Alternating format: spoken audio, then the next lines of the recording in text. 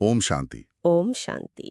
तो आज 3 फरवरी 2026 की साकार मुरली पर हम कुछ गहरी चर्चा करेंगे। जी। आज प्यारे बाप दादा एक बहुत सूक्ष्म धोखे की तरफ इशारा कर रहे हैं। एक ऐसा ख्याल जो हमारे पुरुषार्थ की सारी यात्रा को, सारी मेहनत को रोक सकता है। और जो आता भी बहुत चुपके से है। बिल्कुल।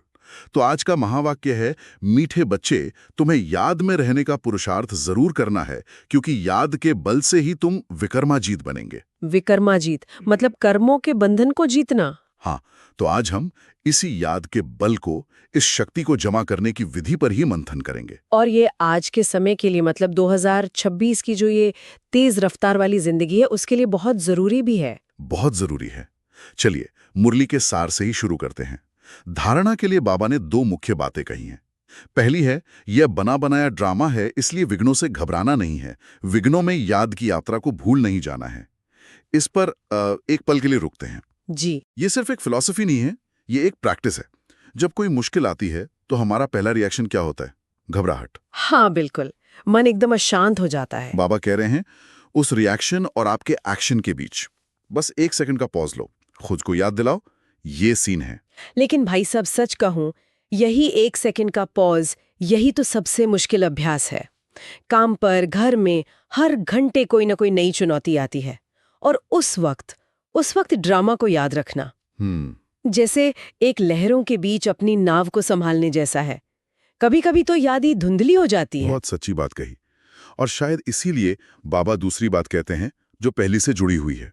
वो कहते हैं, पारलौकिक बाप का परिचय सबको देते हुए पावन बनने की युक्ति बतलानी है, देवी झाड़ का सैपलिंग लगाना है। अच्छा। मतलब जब हम सेवा में लग जाते हैं ना, तो अपना दुख, अपनी समस्या छोटी लगने लगती है। हाँ, ध्यान बढ़ जाता है। ध्यान विश्व कल्याण पर चला जाता है।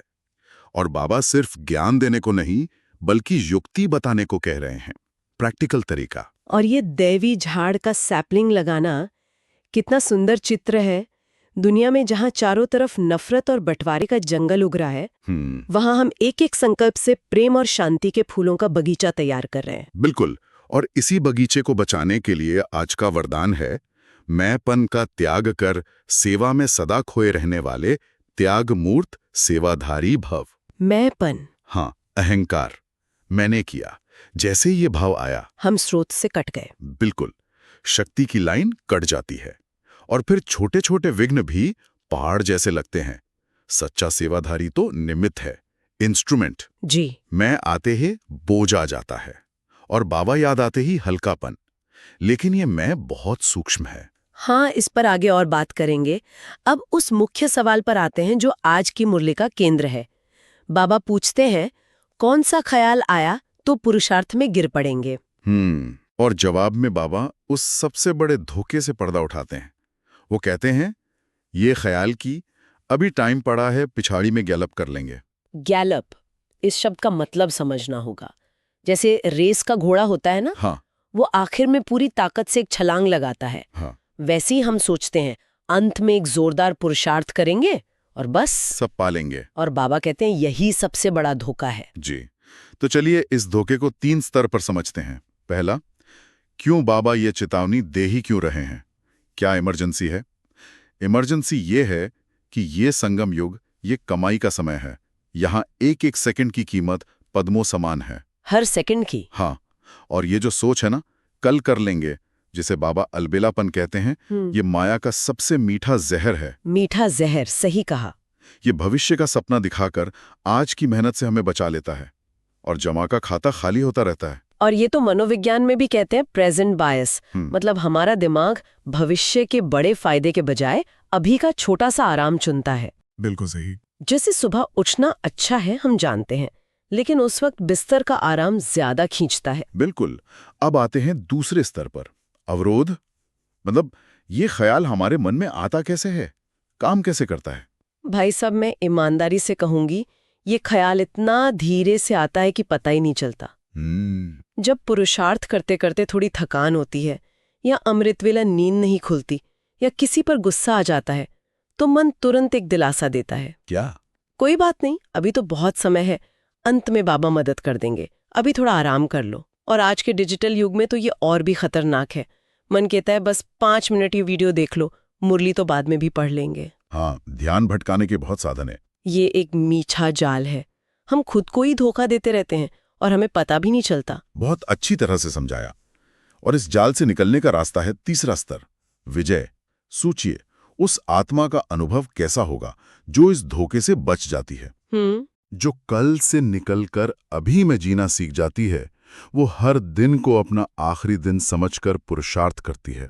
हर दिन को? हाँ, उसे एक अद्भुत हल्कापन महसूस होता है, बेफिक्री। उसे भविष्य की चिंता नहीं होती, क्योंकि उसका खाता तो हर पल जमा हो रहा है। उसे मौत का भी डर नहीं होगा? बिल्कुल नहीं। वो गैलअप करने का इंतजार नहीं करती। वो निरंतर योगी है। उसकी यात्रा में ठहराव नहीं है। विजय का आधार है अभी, इसी पल। अभी, इसी पल। ये संकल्प ही सबसे बड़ी शक्ति है। बहुत खूब। अब मुरली के कुछ और गहरे बिंदुओं पर चलते हैं। बाबा ने एक बहुत प्यारा शब्द इस्तेमाल किया है, रात के राही। रात के राही। इसे महसूस कीजिए। हम सब आत्माएं कलयुग की घोर अज्ञान की रात में यात्रा कर रहे हैं। और कहाँ जा रहे हैं? सतयुग के सुनहरे सवेरे की तरफ। ये याद की यात्रा है और इसका एक ही नियम है, रुकना मना है। लेकिन भाई साहब, यहाँ एक प्रैक्टिकल सवाल है। पूछिए। जब दिन भर की भगदौड़ के बाद शरीर भी थकता है और मन भी, तब याद को लगातार कैसे रखें? उस समय तो पुरुषार्थ भी बोझ जैसा लगता है। ये एक असली संघर्ष है। बिल्कुल है। और बाबा इसका बहुत सहज उपाय बताते हैं। मुरली की लाइन है, देह के सब संबंध छोड़, देही अभिमानी बन बाप को याद करो। देही अभिमानी? हाँ, इसका मतलब है अपनी चेतना को इस एहसास से अलग करना कि मैं ये शरीर हूं। जब भी थकान लगे, 1 सेकंड रुककर संकल्प करें, मैं आत्मा इस शरीर की मालिक हूं। शरीर थका है, मैं आत्मा शांत स्वरूप हूं। अच्छा। याद की यात्रा बोझ उठाने की नहीं है। ये तो सारा बोझ उस एक करावनहार बाप को देकर हल्का होने की है। जैसे ही आप देही अभिमानी बने, शरीर की थकान का असर आत्मा पर कम हो जाता है। वाह। बोझ देना है, उठाना नहीं है। ये 1 सेकंड का स्विच है। बिल्कुल। अब आते हैं सेवा के पहलू पर। बाबा हमें हमारा असली परिचय याद दिलाते हैं। हम खुदाई खिदमतगार हैं, ईश्वर के सेवक। हाँ, और हमारा काम है आत्माओं को सैल्वेज करना, मतलब बचाना। जैसे कोई डूबते हुए जहाज से लोगों को बचाता है ना, वैसे ही हम आत्माओं को विकारों और दुख के कीचड़ से बचा रहे हैं। और फिर बाबा जो एक अंतर दिखाते हैं वो तो कमाल का है। कौन सा? वो कहते हैं दुनिया वाले जंगल का सैपलिंग लगा रहे हैं। ऐसे परिवार, ऐसे धर्म जहां अंदर ही अंदर लड़ाई है, खिटपिट है। Civil war. जी। और हम बच्चे बाप के साथ मिलकर दैवी फूलों का सैपलिंग लगा रहे हैं। एक ऐसे समाज की नींव जहां सिर्फ सुख और शांति है। बिल्कुल। यह हमें हमारी सेवा का, हमारे पुरुषार्थ का बड़ा मकसद याद दिलाता है। ये सिर्फ कोई बड़ी सेवा की बात नहीं है। हमारा हर अच्छा संकल्प उस बगीचे में एक फूल लगाने जैसा है, और हर गलत संकल्प उस जंगल को और घना करता है। बहुत अच्छा पॉइंट है। और इसी सेवा से जुड़ा है वरदान वाला हमारा तीसरा बिंदु, मैंपन का त्याग। बाबा कहते हैं सेवा में मैंपन मिक्स होना, अर्थात मुहताज बनना। मुहताज बनना, भिखारी बनना। हाँ, जैसे ही मैंने किया, मैंने समझाया, मेरी वजह से हुआ, ये भाव आया, हम मान, शान, प्रशंसा के भिखारी बन जाते हैं। और बाबा से जो शक्ति की लाइन है वो कट जाती है, उसी पल कट जाती है। ये अनुभव ये मैंने कई बार किया है। जब कोई सेवा बहुत अच्छी होती है, सब तारीफ करते हैं, तो अंदर एक सूक्ष्म सी खुशी होती है कि मेरी वजह से हुआ। मैं खुद को खुदाई खिदमतगार तो समझती हूँ, पर ये मैंपन पीछे के दरवाजे से आ ही जाता है। इसे पूरी तरह करावनहार पर कैसे छोड़ें? इसका कोई प्रैक्टिकल अभ्यास है? बहुत सुंदर और सहज अभ्यास है। हर काम के बाद, खासकर अगर वो सफल हो, तो बस 1 सेकंड के लिए रुकें और मन ही मन बाबा को दिल से धन्यवाद दें। अच्छा। कहें, बाबा आप करावनहार, मैं निमित्त हूं। आपकी शक्ति, आपकी श्रीमत, आपकी प्रेरणा से ये संभव हुआ। धन्यवाद मेरे बाबा। बस 1 सेकंड का अभ्यास। हाँ, ये 1 सेकंड का अभ्यास धीरे धीरे मैं के संस्कार को मेरे बाबा के एहसास में बदल देगा। तब आत्मा को न सफलता का अहंकार होगा, न असफलता का बोझ। यही सच्ची सेवाधारी अवस्था है। ये बहुत शक्तिशाली अभ्यास है। इसे आज से ही शुरू करना है। तो आज की मुरली से जो हमने मुख्य रत्न निकाले, अगर उनका सार देखें तो पहला, कल कर लेंगे ये आध्यात्मिक जीवन का सबसे बड़ा धोखा है। हमारा पुरुषार्थ अभी इसी पल में है। जी। दूसरा, हम रात के राही हैं, विघ्न आएंगे, थकान भी होगी, लेकिन देही अभिमानी स्थिति की 1 सेकंड की स्मृति हमें पार करा देगी। और ड्रामा पर निश्चय? हाँ, वो अचल रखेगा। और तीसरा, सच्ची सेवा मैंपन के त्याग से होती है। हर कर्म के बाद एक संकल्प, करने वाला करा रहा है, हम निमित्त हैं। बहुत स्पष्ट सार है।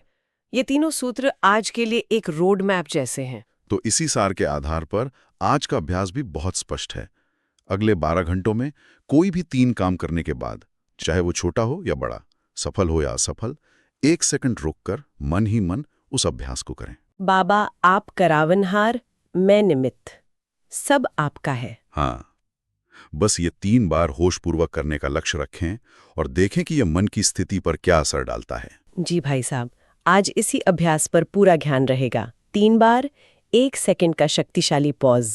तो आज की एक गहरी चर्चा हमें यही प्रेरणा देती है कि पुरुषार्थ में आलस्य और अलबेलेपन को त्याग कर याद की यात्रा पर निरंतर चलते रहें। हर विघ्न को ड्रामा का एक सीन समझकर पार करें और मैंपन को मटाकर उसे करावनहार की स्मृति में रहकर विश्व की सच्ची सेवा करें। अब एक विचार के साथ इस मंथन को समाप्त करते हैं जिस पर दिन भर सोचा जा सकता है।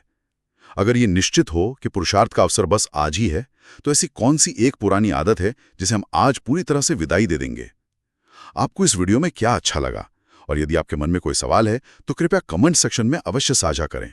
ओम शांति। ओम शांति।